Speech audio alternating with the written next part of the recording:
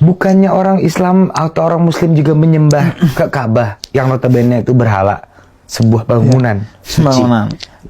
Kalau Ka'bah ya. Kalau Ka'bah, apakah Ka'bah itu menyembah berhala? Pertanyaannya. Pertama, secara mendasar Ka'bah itu sejarahnya adalah sejarah perlawanan terhadap berhala. Dibangun pertama kali oleh Nabi Ibrahim dan Nabi Ismail karena memberantas berhala. Nabi Ibrahim kan visi utamanya adalah panglima tauhid, panglima monoteisme, mengajarkan bahwa Tuhan itu esa dan berhala-berhala dihancurkan dengan pendekatan yang juga rasional.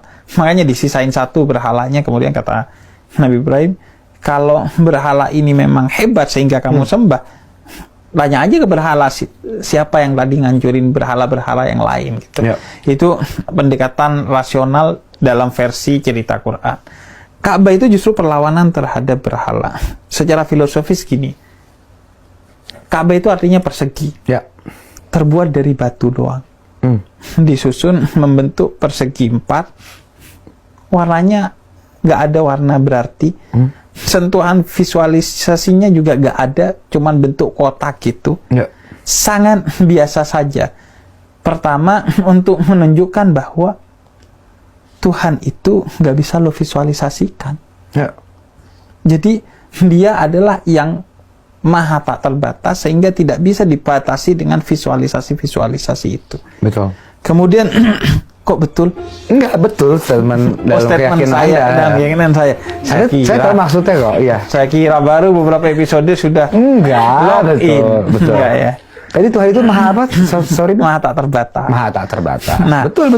Kemudian yang kedua itu sebagai kritik kepada berhala-berhala yang saat itu cenderung dibuat dengan visualisasi warna dan bahan yang keren. Contohnya apa, Bib?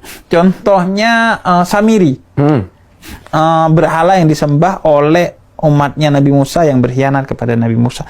Itu kan sapi dalam kisah Al-Quran. Dan penafsirannya itu bentuknya sapi besar, kemudian di belakangnya itu ada lubang yang bisa ditiup dan mengeluarkan suara, untuk mengelabui orang-orang yang percaya kepada Samiri bahwa itu memang betul-betul bisa berbicara, dan dia terbuat dari emas, sehingga diberikan sentuhan visual tertentu agar meyakinkan bahwa itu gambaran Tuhan atau bahkan itu Tuhan sekalipun. Nah, Ka'bah mengkritik itu dengan mengatakan dibuatlah visualnya biasa aja.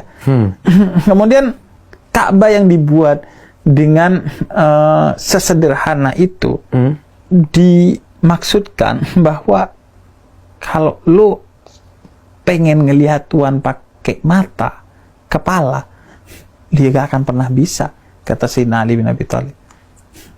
Lu kalau ngelihat Ka'bah pakai mata kepala biasa aja.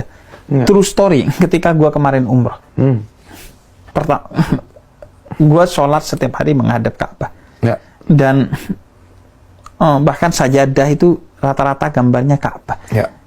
Gua nonton, kalau sama ibu gua selalu nonton Ka'bah. TV itu kan ada yang live Ka'bah. Nah, lu suka nonton itu juga? Enggak, gue pernah lihat lagi ganti channel begitu loh. Mau nonton bola biasa gitu. Liga Champion, lu kok ganti. Nah, akhirnya bayangin lo, gue punya imajinasi tentang Ka'bah yang begitu agung.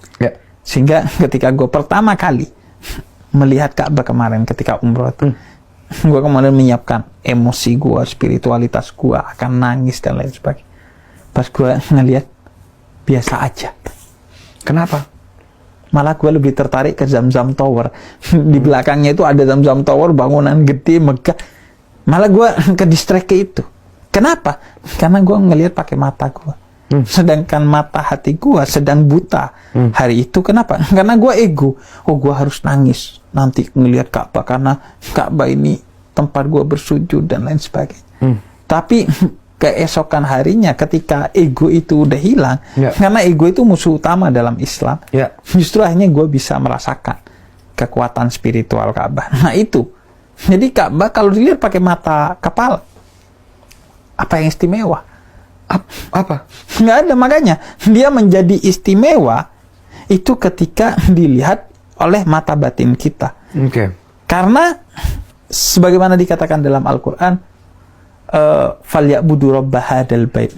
Dia itu Baitullah, rumah Allah. Tentu ini dalam pengertian yang simbolik. Jadi bukan dia adalah Allah, bukan berarti Allah juga tinggalnya di sana, tapi itu adalah arah yang Allah tunjuk untuk menjadi penunjuk arah untuk kita sholat. Oke. Kiblat.